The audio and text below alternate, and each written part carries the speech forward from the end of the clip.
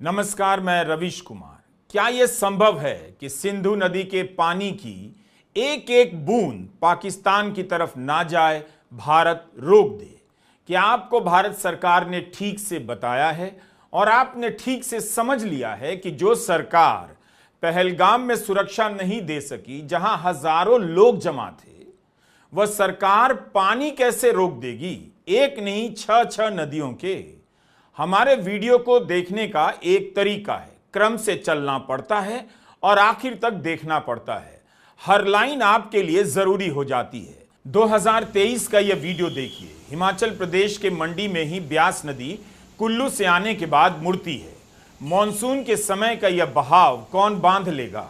अगर बांधा जा सकता था तो इस साल बाढ़ से हिमाचल में जो तबाही आई थी, उसे कोई मंत्री अपनी फाइल पर साइन कर रोक देता। ब्यास का पानी हरिके के पास सतलुज में मिलता है और फिर दोनों का पानी सिंधु नदी में। क्या यह संभव है कि इस पानी को बांध बनाकर आप बांध सकते हैं? 1947 की स्मृतियों से एक किस्सा बताता हूं।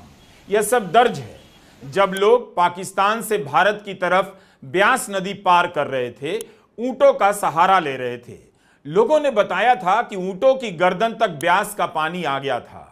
ब्यास की बाढ़ के कारण लाहौर के पास हजारों लोग डूबकर मर गए। सितंबर 1947 की यह खबर है जो ऑस्ट्रेलिया के अखबार द बैरियर माइनर में छपी थी। इसकी खबर कहती है कि लाहौर की पुरानी गलियों में ढोल बजा बजा कर बताया जा रहा था कि ब्यास में जो बाढ़ आई है वो बारिश से आई है। इसके लिए हिंदुओं और सिखों पर जिम्मेदारी न डाली जाए, क्योंकि उस समय इस तरह की अफवाह फैल गई थी। नदियों को जानना सभ्यता को जानना है और इतिहास की समझ के दायरे को व्यापक करना है। जिस तरह से बीजेपी के सांसद और मोदी सरकार के मंत्री पानी रोकने को लेकर उत्साहित हैं, जोश में हैं, उसे भी समझने की जरूरत है। उनकी राष्ट्रवादी भावनाओं पर फिलहाल शक मत कीजिए, लेकिन नदियों का जो अपना करोड़ों साल का इतिहास है वो तो जानिए। क्या नदियों को पता होगा कि 2025 में ऐसे मंत्री आ जाएंगे, सांसद आ जाएंगे जो उनकी पानी के बहाव को रोक देने की चुनौती देने लग जाएंगे? सीआर पाटिल जल शक्ति मंत्री हैं, कहते हैं पाकिस्तान को एक बूंद पानी नहीं देंगे। निशिकांत दुबे बीजेपी के एमपी हैं, कहते हैं हम सनातनी भाजपा के कार्यकर्ता हैं, तड़पा तड़पा कर मारेंगे पाकिस्तान को। उन्होंने यह भी कह दिया कि बांग्लादेश भी छटपटा रहा है, उसे भी गंगा नदी का पानी बंद करने का समय आ गया है। पानी पीकर जिएगा हमसे और गाएगा पाकिस्तान से। भारत में मान्यता है कि भागीरथ जी के तप से गंगा धरती पर आई। गंगा ने करोड़ों वर्ष पूर्व अपना रास्ता बना लिया था, तब तो बांग्लादेश भी नहीं बना था। क्या सचमुच निशिकांत दुबे गंगा का बहाव रोक देंगे? मूल बात यह है कि नदियों ने अपना रास्ता 2014 में नहीं बनाया, करोड़ों वर्ष पहले बना लिया था, जब इंसान ने इस धरती पर मुल्कों की सीमाएं भी नहीं बनाई थी। मालूम भी नहीं था कि इस धरती पर राष्ट्र का निर्माण होगा। करोड़ों साल से नदी जिस रास्ते से गुजर रही है, अगर निशिकांत दुबे और सीआर पाटिल उस रास्ते पर जाकर नदी को रोक देंगे तो यह बहुत बड़ी घटना होने वाली है। अगर इतनी ही क्षमता है तो कोसी नदी का बहाव रोक लेते, जो हर साल बिहार में बाढ़ का दहशत पैदा करती रहती है। सोचिए, अगर निशिकांत दुबे की बात मानकर गंगा का पानी रोक दिया गया तो मॉनसून में क्या होगा? बिहार और बंगाल में बाढ़ की क्या हालत हो जाएगी? ऐसी बाढ़ आएगी कि चुनाव रोक दिया जाएगा और निशिकांत दुबे को राहत के काम में लगना पड़ेगा। यही है सिंधु नदी, जिसके नाम से नाम मिला हिंदू और भारत हिंदुस्तान कहलाया। हमारी सभ्यता सिंधु घाटी सभ्यता भी कहलाई। इस नदी का जल हमारी कल्पनाओं से भले अब दूर है, लेकिन यह नदी हमारी पहचान में हर दिन शामिल है। 4.5 करोड़ साल से यह नदी धरती पर है। सिंधु नदी सिस्टम कहा जाता है। इसमें सिंधु के अलावा रावी, ब्यास, सतलुज, चेनाब और झेलम नदी का पानी है। रावी, ब्यास और सतलुज को पूर्वी नदियां कहते हैं और सिंधु, चेनाब, झेलम को पश्चिमी नदियां कहते हैं। इन नदियों के समूह से आने वाले पानी का 30% हिस्सा भारत को और 70% हिस्सा पाकिस्तान को मिलता है। काबुल नदी का पानी भी इस तंत्र में शामिल है। संधि के अनुच्छेद 3.1 के अनुसार भारत पश्चिमी नदियों के पानी को पाकिस्तान में बहने देने के लिए बाध्य है। इस संधि के तहत भारत को इनका अप्रतिबंधित उपयोग प्राप्त है। भारत अपने घरेलू, खेतिहर और जल विद्युत पैदा करने के मकसद से भी इस्तेमाल करेगा। यह एक ऐसी संधि है जिसने पाकिस्तान के साथ 3 युद्धों का सामना किया, तब भी दोनों में से किसी भी एक देश ने संधि को निलंबित करने के लिए कोई कदम नहीं उठाया। कई आतंकी हमलों और पाकिस्तान के खिलाफ भयंकर गुस्से के बाद भी सिंधु जल संधि कभी रद्द नहीं हुई और स्थगित नहीं। 19 सितंबर 1960 को तत्कालीन प्रधानमंत्री जवाहरलाल नेहरू और पाकिस्तान के तत्कालीन राष्ट्रपति अयूब खान ने कराची में इस पर हस्ताक्षर किए। 9 साल लगे इस संधि की शर्तों पर सहमति बनाने में। इसकी शुरुआत 1948 की उस घटना से होती है जब भारत और पाकिस्तान के बीच 1 साल पुराना स्टैंड स्टिल समझौता एक्सपायर हो गया। इसके चलते भारत ने पाकिस्तान के कनालों में छोड़ा जाने वाला पानी रोक दिया। पानी रोकते ही पाकिस्तान के हिस्से की नहरें सूख गईं और फसलें चौपट होने लगीं। उसके बाद एक दूसरा समझौता होता है कि पाकिस्तान किराया देगा तब भारत पानी देगा। 1951 में पाकिस्तान इस फैसले के खिलाफ संयुक्त राष्ट्र चला गया।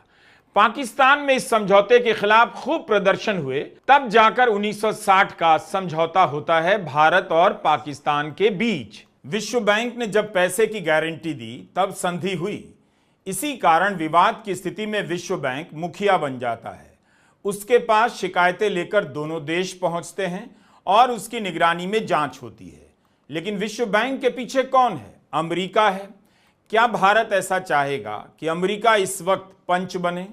राष्ट्रपति ट्रंप ने जो कहा है उसकी भी चर्चा हो रही है। 4 दिनों तक उपराष्ट्रपति जेडी वांस भारत में थे, ताजमहल घूम रहे थे, जयपुर घूम रहे थे, लेकिन उनके जाते ही ट्रंप ने कह दिया दोनों देशों को जानते हैं, दोनों से अच्छे संबंध हैं। उन्होंने भारत का एक तरफा नाम नहीं लिया।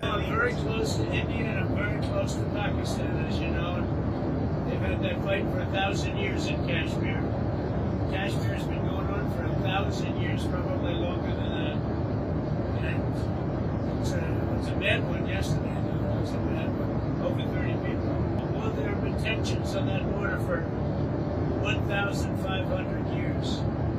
So, you know, the same as it's been.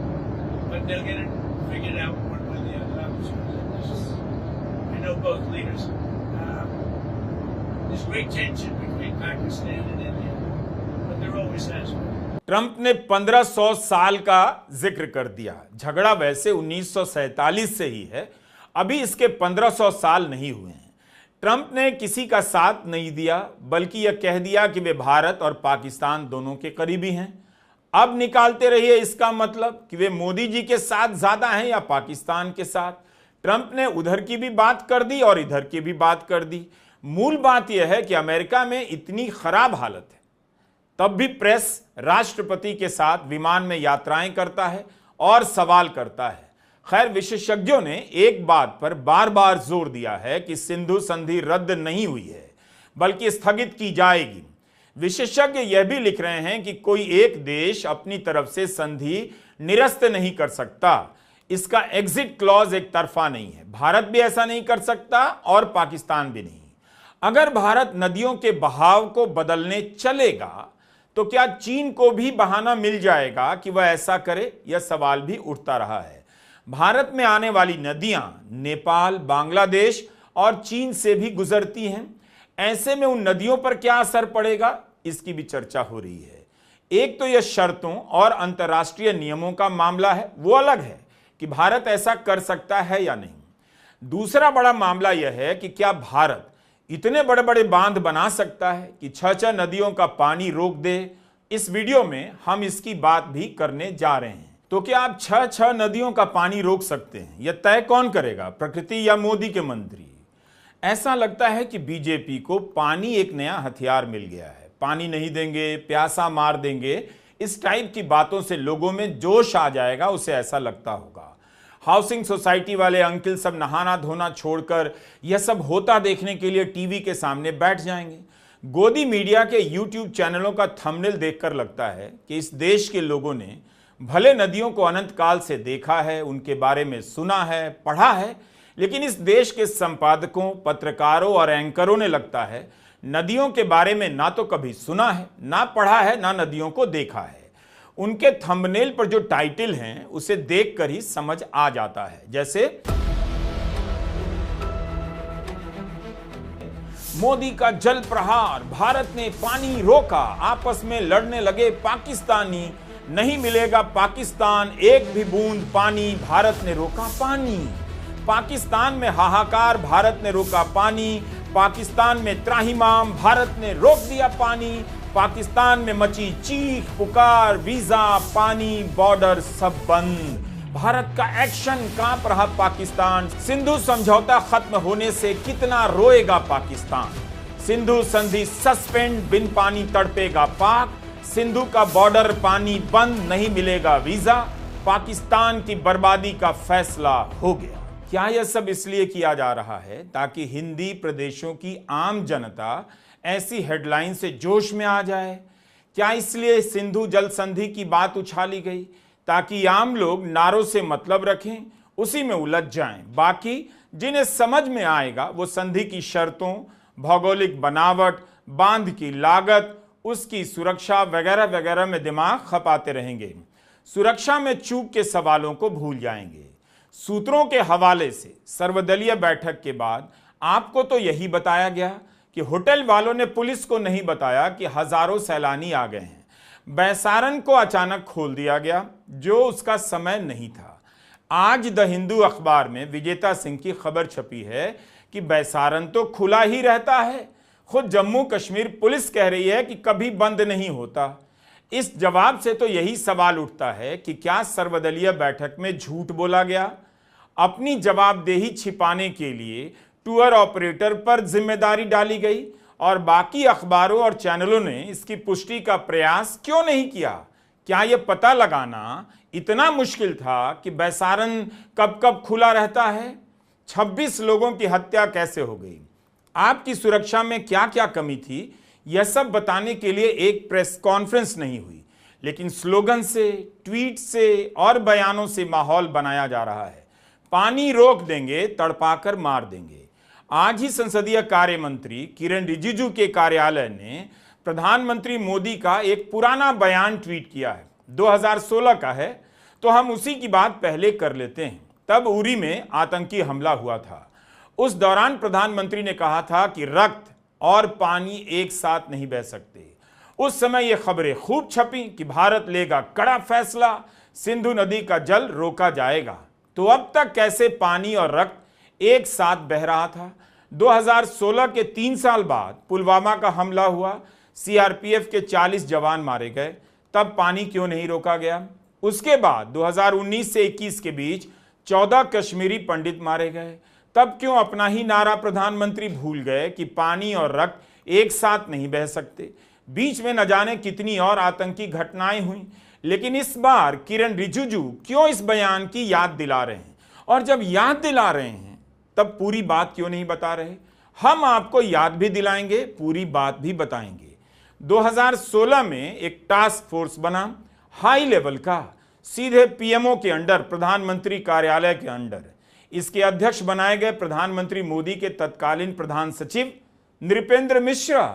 17 दिसंबर 2016 को भारत सरकार ने सिंधु जल संधि को लेकर एक उच्च स्तरीय टास्क फोर्स का गठन किया है। नृपेंद्र मिश्रा की अध्यक्षता में बनाए गए इस टास्क फोर्स में राष्ट्रीय सुरक्षा सलाहकार अजीत डोभाल, तत्कालीन विदेश सचिव एस जयशंकर जो अब विदेश मंत्री हैं, और वित्त मंत्री से लेकर जल संसाधन मंत्रालय के सचिवों को शामिल किया गया। पंजाब और जम्मू कश्मीर के मुख्य सचिव भी रखे गए। खबरें छप रही थी कि यह टास्क फोर्स एक सर्वोच्च संस्था है जिसे सिंधु नदी संधि से जुड़े सभी सामरिक फैसले लेने के अधिकार दिए गए हैं। तो इस टास्क फोर्स ने सिंधु जल संधि को लेकर क्या किया? 2016 से 25 आ गया, अभी तक क्या हुआ? 8 साल गुजर गए। क्यों अभी भी केंद्रीय जल शक्ति मंत्री सीआर पाटिल कह रहे हैं कि भारत दीर्घकालिक योजनाओं पर काम कर रहा है?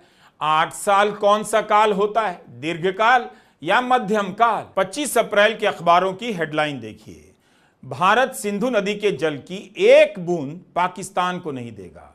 हेडलाइन तो छप गई, लेकिन पूरा बयान क्या है? जल शक्ति मंत्री सीआर पाटिल ने कहा है कि भारत सिंधु नदी को लेकर एक लंबी अवधि के प्लान, एक कम समय के प्लान और एक मध्यम अवधि के प्लान पर काम कर रहा है। मतलब तो यही हुआ कि भारत लंबी योजनाओं पर काम कर रहा है। तो हमने याद दिलाया कि 2016 में जो टास्क फोर्स बना था उसके बारे में भी बता दीजिए। जवाब दीजिए कि 8 साल में सिंधु नदी का पानी रोकने के लिए मोदी सरकार ने क्या प्लान तैयार किया? 8 साल में तो प्लान बन जाना चाहिए था। ये वही मंत्री जी हैं जिनके पास शीतलबेन को जवाब देने के लिए कुछ नहीं था जब वो कह रही थी कि आप वीआईपी हैं, इतनी कारें लेकर आए हैं, आपका जीवन जीवन है, हम टैक्स पेयर का जीवन नहीं। सूरत की शीतलबेन के पति शैलेश कलथिया को भी आतंकवादियों ने मार दिया।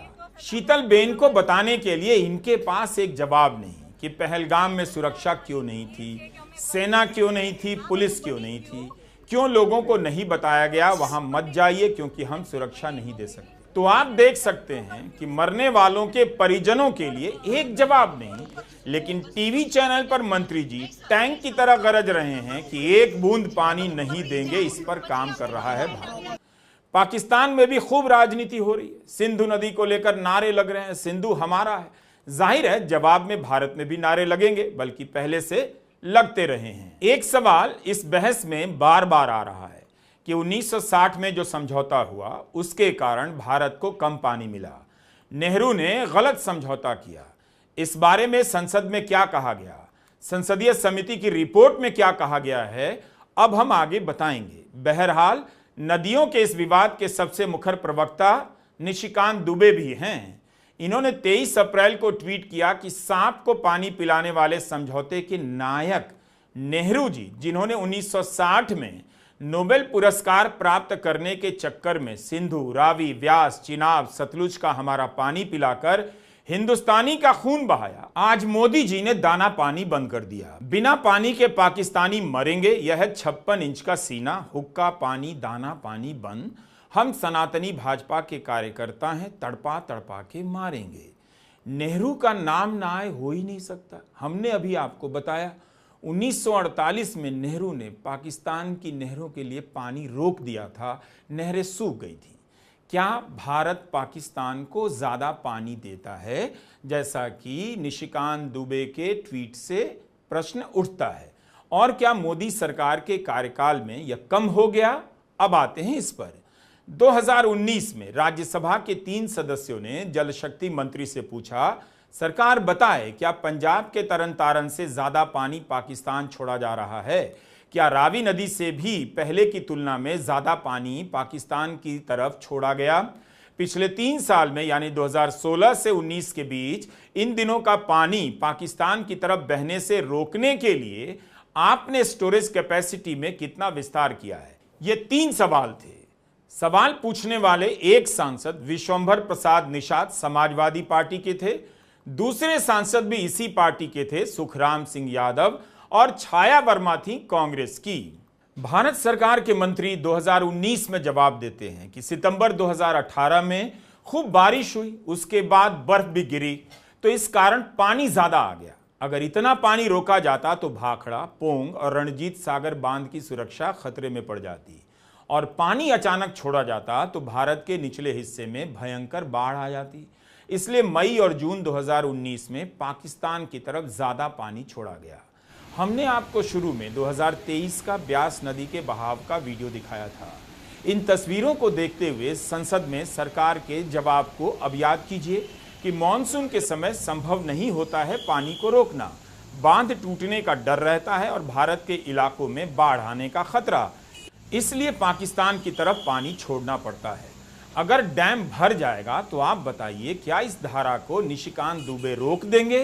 क्या मोदी सरकार के मंत्री भाखड़ा डैम के गेट पर जाकर खड़े हो जाएंगे, पानी नहीं छोड़ना है, पानी की धारा को रोक देंगे क्योंकि पाकिस्तान को हम एक बूंद पानी नहीं देंगे बिकॉज मोदी जी का सीना 56 इंचेस का है?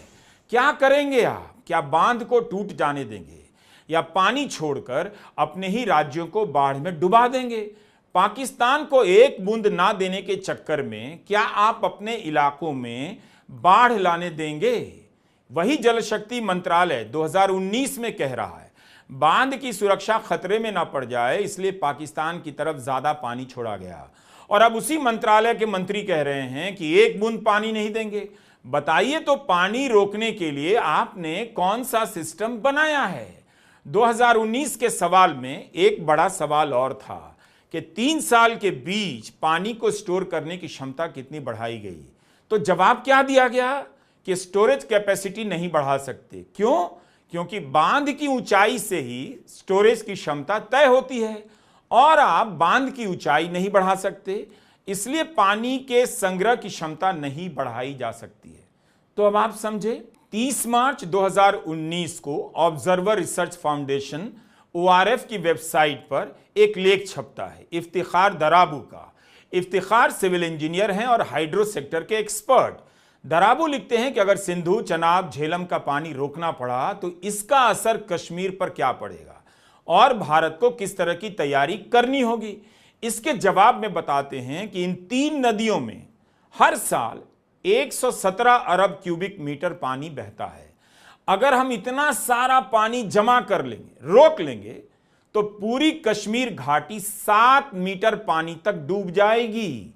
अगर इतने पानी को जलाशय में जमा करेंगे तो इसके लिए भारत को टिहरी बांध की तरह 30 जलाशय बनाने होंगे। इतने जलाशय के लिए जगह कहां से आएगी और बजट कितना होगा सोचिए। टिहरी जितने बड़े जलाशय को बनने में 1 दशक का समय लगा। अगर हम कल से 30 जलाशय बनाना शुरू करें तो 10 साल से पहले पानी नहीं रोक पाएंगे। तब तक पाकिस्तान पर इसका कोई असर नहीं होगा। उसके बाद हर साल हमें ऐसे 30 और जलाशय बनाने होंगे ताकि इस पानी को रोक सकें। यह कहीं से भी व्यावहारिक प्रस्ताव नहीं है। नदी के बहाव को डाइवर्ट करने के बारे में दराबू ने लिखा है कि ऐसा करने के लिए कई 100 किलोमीटर नहरों का निर्माण करना होगा, जो मुमकिन नहीं। दोनों ही सूरतों में 30 से 50 साल तक पाकिस्तान पर कोई असर नहीं पड़ेगा। तो भारत कितनी बड़ी कीमत चुकाएगा? अभी ये कहा जा रहा है कि भारत पाकिस्तान की ओर जो पश्चिमी नदियां हैं तीनों, सिंधु, झेलम और चिनाब, उसका पानी तुरंत रोककर पाकिस्तान को दंडित कर सकता है।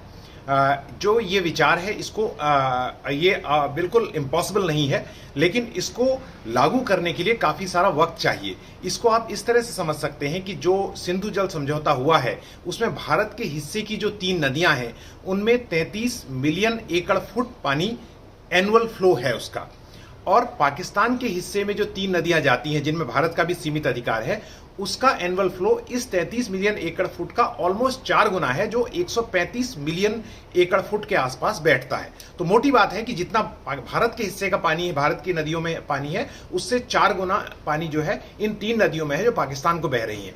अब सवाल यह है कि जब भारत अपने हिस्से की जो नदियां हैं उनका 90% पानी यूज कर पा रहा है और उसमें से भी कुछ पानी पाकिस्तान को बह जाता है, जिसको रोकने के लिए और प्रयोग करने के लिए भारत जाहिर तौर पर कोशिशें कर रहा है, नए डैम बना रहा है। तो इतने बड़े स्तर पर जो पाकिस्तान को जो पानी जा रहा है उसको एकाएक कैसे रोका जा सकता है? तो ये एक बड़ा सवाल है। इसको ठंडे दिमाग से सोचना है कि इसके लिए इंफ्रास्ट्रक्चर चाहिए, और भारत छोटे प्रोजेक्ट जो run of the river project उसको अलाउ किए गए हैं वो बना भी रहा है पश्चिमी झेलम, चिनाब और दूसरी सिंधु नदी पर, लेकिन उसमें पाकिस्तान की ओर से ऑब्जेक्शन भी उठाए जाते रहे हैं। तो भारत कर सकता है, अपने प्रोजेक्ट्स को शुरू कर सकता है। मिसाल के तौर पर तुलबुल प्रोजेक्ट जो है उसका रुका हुआ है काफी वक्त से, जो वूलर लेक को नेविगेशन के लिए बनाया गया बन रहा था प्रोजेक्ट, वो लंबे समय से रुका हुआ है। तो भारत ऐसे प्रोजेक्ट शुरू कर सकता है। भारत को 4 मिलियन एकड़ फुट पानी को संग्रह करने का भी अधिकार है। भारत को बहुत सारी कृषि जमीन जो है, कोई शायद 13 मिलियन एकड़ में यहां पर आंकड़ा चेक करना पड़ेगा, उसको सिंचित करने का भी अधिकार है। तो भारत इन सब चीजों को ऑप्टिमम अभी यूज नहीं कर रहा है। तो वो अपने ऑप्टिमम यूज तो कानून के तहत भी करे तो भी पाकिस्तान में जाने वाला पानी कम होगा। लेकिन अगर भारत पूरी तरह से तय कर ले कि उसे रोकना है पानी, तो उसके लिए उसे बहुत सारा इंफ्रास्ट्रक्चर खड़ा करना होगा। और ये एक हवाई किला बनाना है कि रातों रात पाकिस्तान सूख के परेशान हो जाएगा, उसके लिए वक्त लगेगा और इंफ्रास्ट्रक्चर खड़ा करना पड़ेगा। उसके लिए टेक्नोलॉजी चाहिए, उसके लिए साइंस चाहिए जो है उपलब्ध, इंजीनियर चाहिए और बहुत सारा पैसा चाहिए। तो इन चीजों का ख्याल रखना बहुत जरूरी है। क्या आपको मंत्री यह सब बता रहे हैं, मीडिया यह सब बता रहा है, या पानी रोक देंगे के नाम पर भीड़ को हाँका जा रहा है? नदी का पानी रोक रहे हैं, एक नहीं 6 नदियों का पानी रोकने की बात है। बाल्टी में पानी भर लेने से नदी का पानी नहीं रुकता। एक लोटा जल निकालने से नदी नहीं सूख जाती। अगर फिर भी बीजेपी जोश में आ गई है, मोदी सरकार ऐसा कर सकती है, तो आपको वाकई देखना चाहिए भारत कैसे एक एक बूंद पानी रोक देता है। अगर ऐसा हो गया तो करोड़ों वर्ष में होने वाली यह अकेली और पहली घटना होगी। क्या आप कुछ और सच्चाई का सामना करने की स्थिति में हैं? थक तो नहीं गए? मुझे लगता है कि आप सुन सकते हैं। कमेंट में आकर कई लोग गाली देते हैं, मुझे पता है। वीडियो भी ठीक से नहीं देखते ऐसे लोग, और अनाप शनाप लिख जाते हैं। वीडियो पूरा देखिएगा और तब बताइए कि नदी का बहाव कैसे रोका जाएगा। तब तक हम बताते हैं कि संसद की रिपोर्ट में क्या कहा गया इसके बारे में।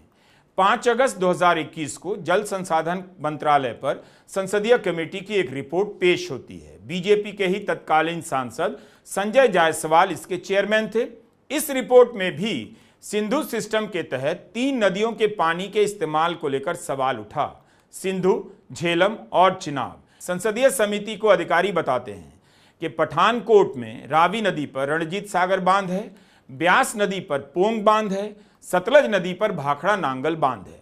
अधिकारी बताते हैं कि ब्यास सतलुज लिंक योजना के जरिए ब्यास नदी का पानी सतलुज में छोड़ा जाता है और रावी का पानी ब्यास में छोड़ा जाता है। कितना जटिल सिस्टम है।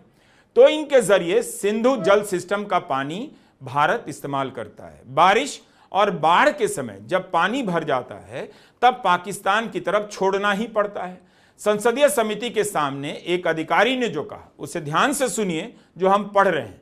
कहते हैं कि लोगों को लगता है कि 1960 की संधि के अनुसार भारत को कम पानी मिला, ज्यादा पानी पाकिस्तान चला गया। इस इलाके की भौगोलिक बनावट ऐसी है कि जम्मू कश्मीर हो या हिमाचल प्रदेश, संभव नहीं है कि इससे ज्यादा पानी हम इस्तेमाल कर सकें। तो अगर कोई यह धारणा बना रहा है कि 1960 की संधि से भारत को कम पानी मिला, वो कुतर्क कर रहा है। किस साल कितनी बारिश आएगी कोई नहीं जानता, और आप कभी इतने बांध बना नहीं पाएंगे, इतनी ऊंचाई के बांध नहीं बना सकते कि 6 नदियों के पानी को रोक सकें। यह ब्यास नदी है जिसका पानी अभी शांत लग रहा है। इसी से थोड़ी दूर पर बहती है सतलुज नदी। हमारे पास दोनों नदियों का यह वीडियो है जो 26 अप्रैल का लिया हुआ है। इस वक्त गर्मी के कारण दोनों का पानी शांत है, लेकिन मॉनसून में इनकी धाराएं बेलगाम हो जाती हैं। हिमाचल प्रदेश में जब बाढ़ आई तो इसी शांत ब्यास ने कितनी तबाही मचाई। इनके पानी को पंजाब, हरियाणा, राजस्थान के इलाकों में पहुंचाने के लिए कनाल के कई अलग अलग सिस्टम बनाए गए। बताया जाता है कि ज्यादातर नहरें अब पुरानी हो गई हैं और तेज बहाव के साथ पानी को संभालने में थोड़ी कमजोर है। अगर मॉनसून में या बाढ़ की स्थिति में इस हद तक पानी रोकना है कि पाकिस्तान एक एक बूंद के लिए तरस जाए, तो इन नहरों को मजबूत होना होगा, क्योंकि पानी को इनमें डाइवर्ट करना पड़ेगा। मगर इनका रखरखाव अभी ऐसा नहीं है कि ज्यादा पानी ढो सकें। जैसे हरिके बराज से राजस्थान की तरफ कनाल निकलती है और दूसरी सरहिंद फीडर है। मौजूदा हालत में हम उनकी क्षमता का 1/3 भी इस्तेमाल नहीं करते। इससे क्या होता है, हरिके बराज के पानी को छोड़ना ही पड़ता है पाकिस्तान की तरफ।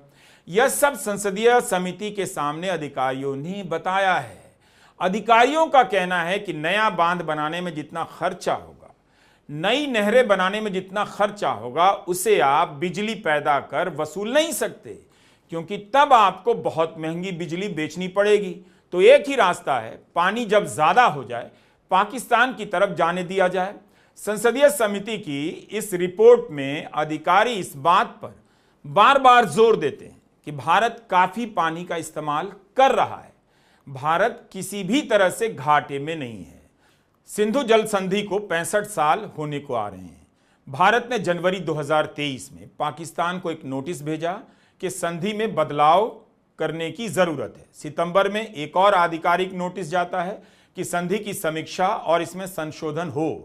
इंडियन एक्सप्रेस के हरिकिशन शर्मा और अपूर्वा विश्वनाथ की रिपोर्ट में इस बारे में काफी जानकारी आपको मिल जाएगी।